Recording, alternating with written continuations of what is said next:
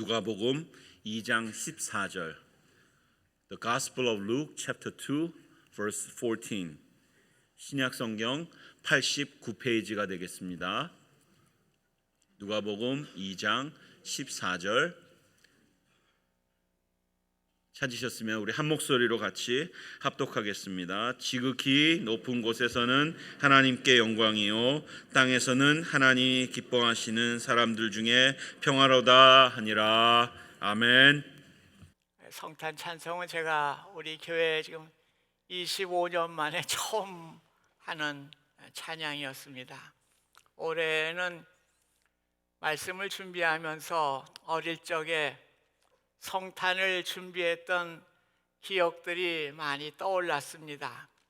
저희 어릴 적엔 정말 가진 것도 없고 가난한 시절이었습니다. 그런데 성탄절이 되면 한 달 전부터 성탄극 연습을 하고 또 찬양 연습을 하고 또 난로 위에다 콩을 놓고 이제 구워 먹던 아름다운 추억이 되살아났습니다. 이 추억을 되살려서 금년 성탄절에 한번 제가 독창을 해야 되겠다 이런 생각이 불현듯 떠올랐어요. 그래서 며칠 전에 우리 찬양대 대장에게 이번 헌금송은 제가 한다고 이렇게 신청을 하고 오늘 부르게 되었습니다. 2019년 성탄을 맞으면서 여러분과 가정 모든 일들에 성탄의 기쁨이 충만하시기를 간절히 소원합니다. 오늘 예수님의 탄생은 성자 하나님이 사람의 몸을 입고 이 땅에 태어난 사건입니다. 도저히 우리의 생각으로는 이해할 수 없는 사건이죠. 하나님의 아들이 세상에 오시는데 화려하고 요란하게 오셔야 되는 거 아닙니까? 그런데 하나님이 세상에 오시는데 가장 초라한 모습으로 이 땅에 오셨습니다. 요셉과 마리아는 세상에서 가장 비천한 사람들입니다. 요셉은 목수였고 당시의 목수, 목동들은 비천한 존재들이에요. 또 이들은 가난한 사람들이었습니다. 역시 마리아 시골 처녀로서 볼품이 없는 여인이었습니다. 하나님은 이러한 비천한 마리아에게 성령으로 잉태를 하셨습니다. 이제 해산할 날이 다 돼서 요셉이 고향으로 호적을 하러 가는 여정 중에 아기 예수를 낳게 되었습니다. 아무런 준비도 되어 있지 않은 상태에서 그것도 여관의 방도 얻지 못해서 동물들이 잠을 자고 있는 마구간, 가장 냄새나는 비천한 동물의 밥통 위에 오늘 예수님이 탄생을 하셨습니다. 인간이 되신 하나님은 그 시작이 매우 초라했습니다. 이 세상을 창조하신 분이었지만은 여관방을 얻지 못하고 안락한 장소를 거절당한 채 구유만이 그가 있을 유일한 장소였습니다. 예수께서 오신 자리는 보잘것없는 나라 팔레스틴의 변방 유대 땅 베들레헴의 여인숙 마구간이었습니다. 예수님은 외양간 구유의 갓난아이로 세상에 오셨습니다. 어른으로 오시지 않고 갓난아이로 오셨다는데 의미가 있습니다.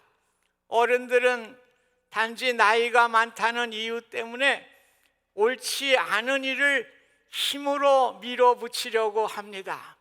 그래서 어린아이들의 마음을 상하게 하고 상처를 주는 경우가 얼마나 많이 있습니까? 세상은 또 어떠합니까? 부자를 공경하고 가난한 자를 무시합니다. 학자와 명예 가진 자를 존경하고 무식하고 힘없는 자들을 멸시합니다. 이긴 자에게만 모든 것이 돌아가고 진지하는 아예 짓밟히는 세상, 이것이 우리 어른들이 가지고 있는 논리입니다. 그러나 우리 주님은 어린아이로 오셔서 편견이 없었습니다. 오히려 성공의 원리가 양적인 원리가 아니라 99마리 양을 찾았지만은 한 마리 잃어버린 양을 찾기 위해서 산과 우를 다니시면서 가시에 몸이 찢기고 그 잃은 양을 찾으시는 그 갓난아이로 이 땅에 오셨습니다. 누구에게나 받아들여질 수 있는 어린아이로 이 땅에 오신 것을 우리가 성탄의 기쁨으로 우리가 가지시기를 바랍니다. 예수님이 구유에 오셨다는 것은 예수님이 세상에서 가장 보잘것없는 사람으로 오셨음을 말씀해 주고 있습니다. 그래서 우리 모두가 예수님의 친구가 될 수가 있는 것입니다. 세상에는 돈이 많고 신분이 높으면 그 사람을 접근하기가 매우 어렵습니다. 주님이 비천한 신분으로 오셨기 때문에 우리 모두가 다 주님과 친구 될 수 있는 은혜를 주신 것, 이것이 성탄의 기쁨입니다. 왜 그렇게 오셔야 했습니까? 하나님이 세상을 이처럼 사랑하사 독생자를 주셨으니 세상을 사랑하는 마음 때문에 이렇게 오셨습니다. 세상의 최대의 기적은 하나님이 세상을 이처럼 사랑하셔서 독생자 아기를 이 세상에 주신 사건입니다. 한 여자의 몸에서 성령으로 잉태되어 아기로 오신 일이 가장 큰 기적입니다. 구약의 선지자들이 오실 메시아에 대해서 예언했습니다. 오랫동안 이스라엘 백성들은 메시아 오기를 고대하였고 소망하였습니다. 예수님이 육체로 이 세상에 왔지만은 그들은 알아보지 못했습니다. 오히려 예수님을 박해하고 십자가에 못 박아 죽게 하는 결과를 가져왔습니다. 이 세상의 최대 기적이 예수님이 이 땅에 오신 사건이라면 이 세상의 최대 비극은 무엇이겠습니까? 예수님을 알지 못하는 일이 최대 비극입니다. 그렇다면 왜 예수님을 알아보지 못할까요? 그들의 마음이 자신들의 이기심으로 가득 차 있었기 때문에 그렇습니다. 오늘 예수님을 통해서 어떠한 힘을 얻으려고 하고 어떠한 능력과 부를 얻으려고 하는 이러한 자신들의 욕심으로 가득 차게 될 때 오늘 예수님을 받아들이지 못했습니다. 이것이 우리의 최대의 비극입니다. 오늘 우리의 삶이 세상 사람들이 생각하는 부와 권력과 어떤 것을 가지고 우리가 자꾸 접근할 때 우리는 예수님을 맞이할 수가 없는 것입니다. 하나님은 육신을 입고 이 세상에 오셨습니다. 눈으로 볼 수 있게 되었습니다.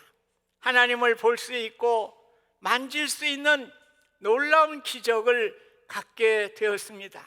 하나님은 이제 우리로부터 멀리 계시는 분이 아니시죠. 임마누엘 되시는 예수님이십니다. 우리와 함께 하시는 예수님입니다.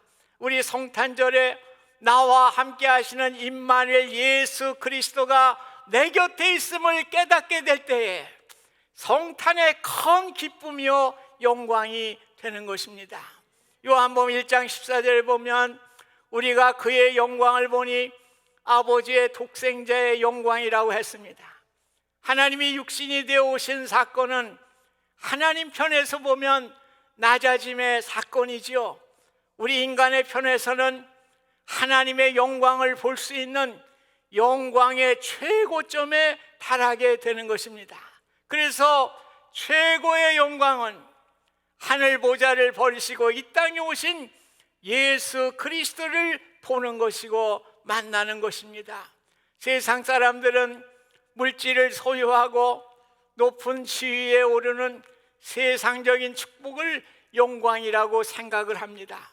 그러나 우리에게는 주님을 보고 주님을 모시고 살아가는 것이 가장 큰 영광입니다. 이번 성탄절에 주님을 뵙고 주님을 모시는 최대 기쁨을 가지시기를 주님의 이름으로 부탁드립니다. 오늘 기쁨의 소식이 선포됩니다.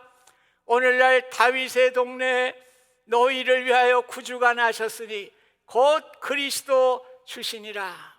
오늘 그리스도는 메시아라는 말씀이죠. 천사가 예수님의 탄생하신 기쁨의 소식을 가장 먼저 전한 사람들도 비천한 목동들이었습니다. 목동들은 따뜻하고 편안한 잠을 자는 사람들이 아니라 들녘에서 추위를 이겨내며 새우잠을 자야 하는 비천한 사람들이었습니다.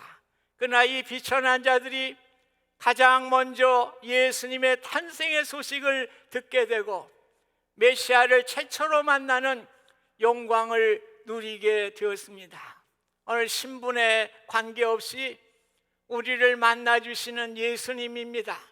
우리 모두가 주님을 만나는 성탄의 기쁨이 되시길 바랍니다.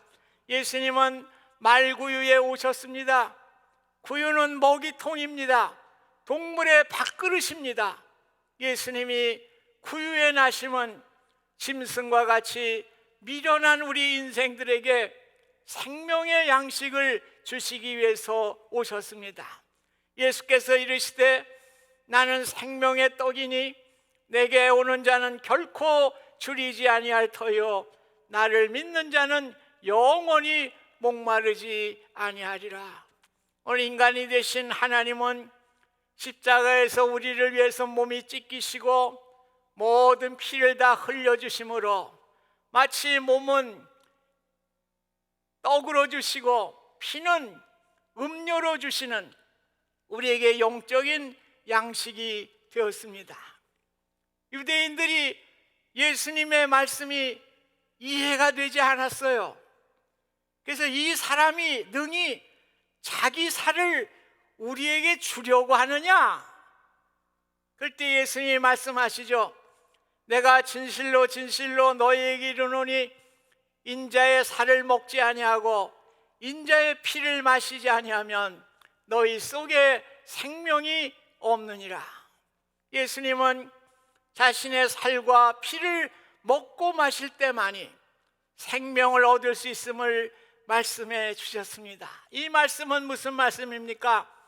예수님은 하늘로 내려온 하늘의 생명의 양식인 것을 말씀해 주고 있는 것입니다. 이스라엘 백성들이 광야 생활을 할 때 40년 동안 하늘에서 만나가 내리고 그 만나를 통해서 빵을 만들어 먹었습니다. 그러나 그 만나를 먹었지만은 영원히 살 수는 없었습니다. 사실 세상을 살아가는 목적을 물으면 누구나 다 살기 위해 삽니다. 그런 얘기들을 많이 해요. 살기 위해 먹기도 하고 운동을 하기도 하고 병원에 가기도 하고 좋은 음식을 가려 먹기도 하고 또 좋은 것을 찾아가면서 또 많은 것들을 얻으려고 하는 이러한 나를 살기 위한 삶을 살아갑니다. 그런 얘기를 합니다. 생각해 보십시오. 그것이 영원히 살 수 있습니까? 오늘 그것은 언젠가는 끝나는 것입니다. 그러나 예수님은 우리에게 영원한 생명을 주시기 위해서 이 땅에 오셨기 때문에 우리의 사는 문제가 다 해결되었어요. 예수님이 영원한 삶을 주신 것을 알게 될 때에 우리가 즐겁든지 괴롭든지 건강하든지 병들었든지 부유하든지 가난하든지 어떠한 상황에서도 생명의 기쁨으로 충만해질 수가 있습니다. 오늘 예수님은 이러한 생명의 기쁨을 주시기 위해서 이 땅에 오셨습니다.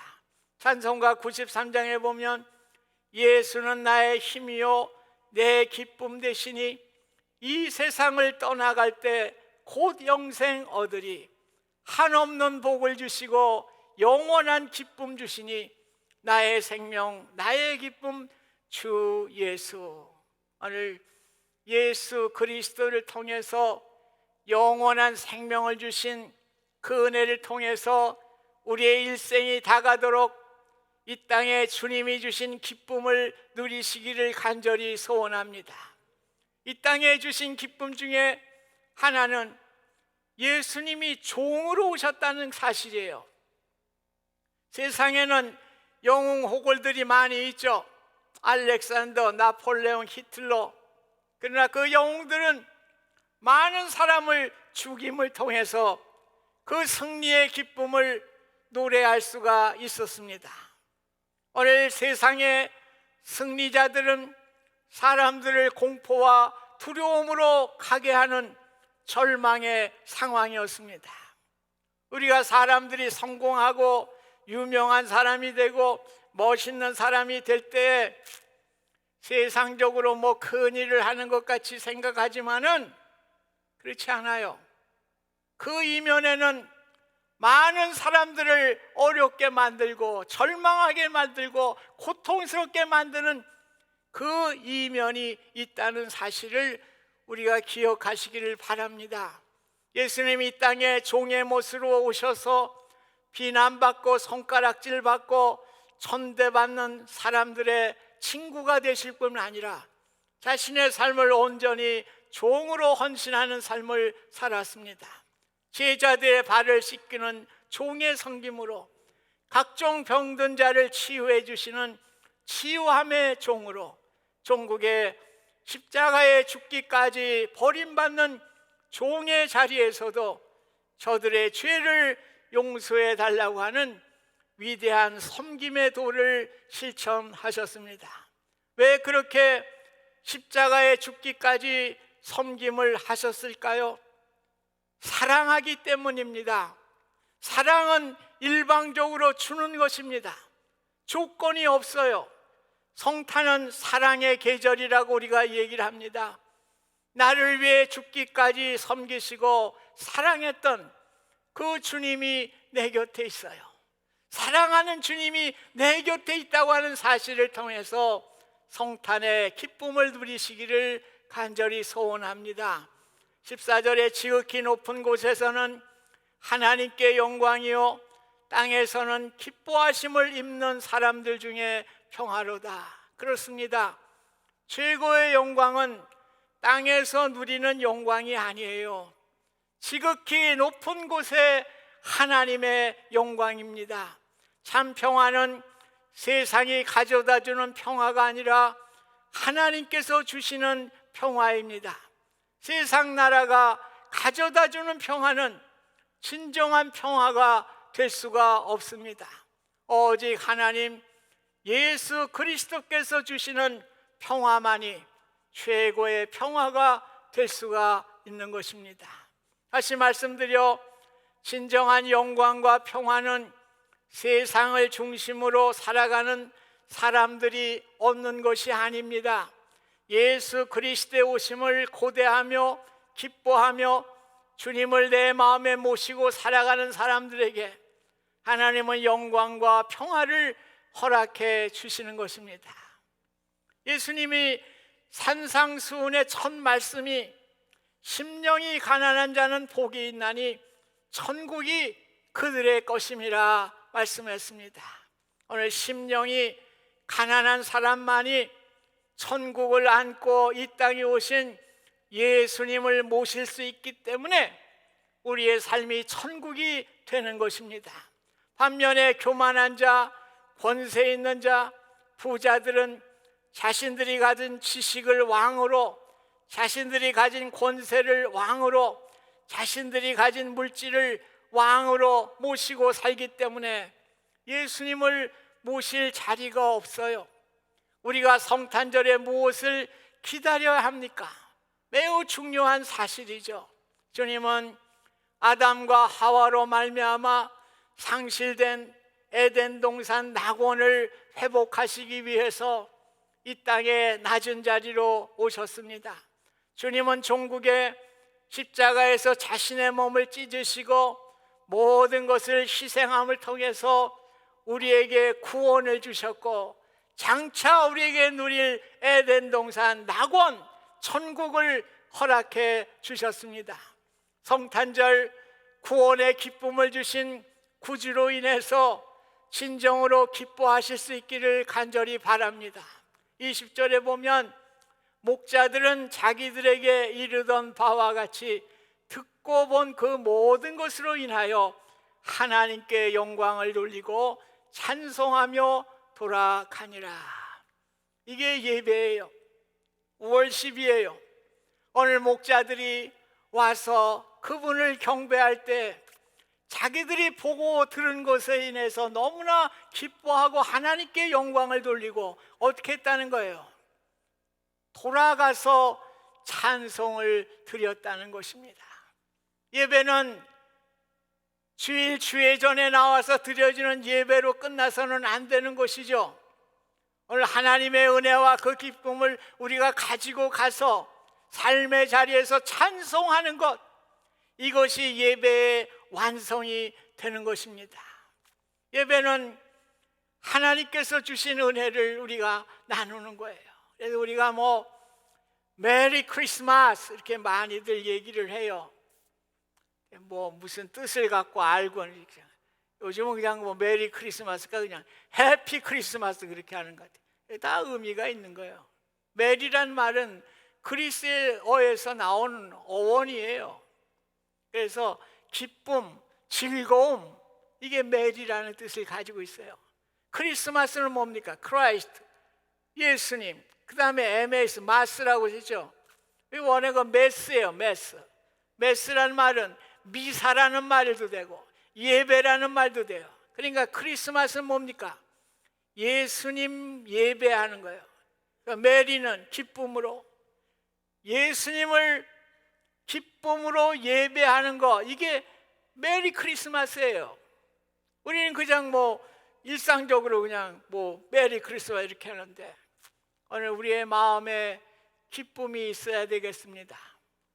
오늘 우리가 이 기쁨을 가지고 우리가 많은 이들에게 전하는 이러한 성탄절이 되실 수 있기를 간절히 바랍니다. 복음은 역설이에요. 가난하고 억울하고 소외된 자들에게 주시는 하늘의 기쁨입니다.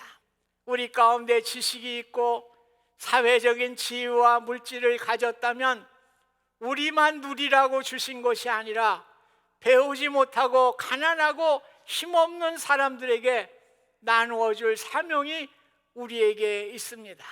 이것이 예배예요. 이것이 경배입니다. 성탄절, 하늘이 주신 기쁨을 누리시고 그 기쁨을 어둡고 답답한 겨울과 같은 이 세상 가운데 기쁨의 그리스도를 만나게 해 주시기를 바랍니다. 하나님 나라의 대행자로서 그리스도가 주신 기쁨을 전하는 진정한 복음 전도자들이 되시기를 주님의 이름으로 축원드립니다. 성도 여러분, 우리 메리 크리스마스 해봅시다. 메리 크리스마스. 의미가 좀 달라지죠? 그래서 메리 크리스마스 그런 거란 말이에요. 세상 사람들이 하는 메리 크리스마스 인사가 아니에요. 오늘 우리에게 주신 구원의 기쁨을 전하는 거란 말이에요. 그래서 기쁘다 구주 오셨네 만 백성 맞으라 이렇게 불러야지. 기쁘다 구 기쁨이 하나도 없어. 오늘 예수 그리스도로 인한 성탄의 기쁨을 가지시기 바랍니다. 그래서 그 기쁨을 전하는 게 메리 크리스마스예요. 기쁨으로 나 기쁘다, 구원받아 기쁘다 이렇게 해서 다른 사람들에게도 메리 크리스마스 이래야죠. 그러지 말란 말이에요. 의미를 생각하고 하나님의 은혜를 나누는 기쁨의 성탄절이 되시기를 주님의 이름으로 축원드립니다. 하나님, 우리에게 주신 성탄의 기쁨을 누리게 하시고 많은 이들에게 그 기쁨을 전하는 진정한 성탄의 의미자들이 우리의 삶이 될 수 있도록 하나님 축복하여 주옵소서. 예수님의 이름으로 기도드립니다. 아멘.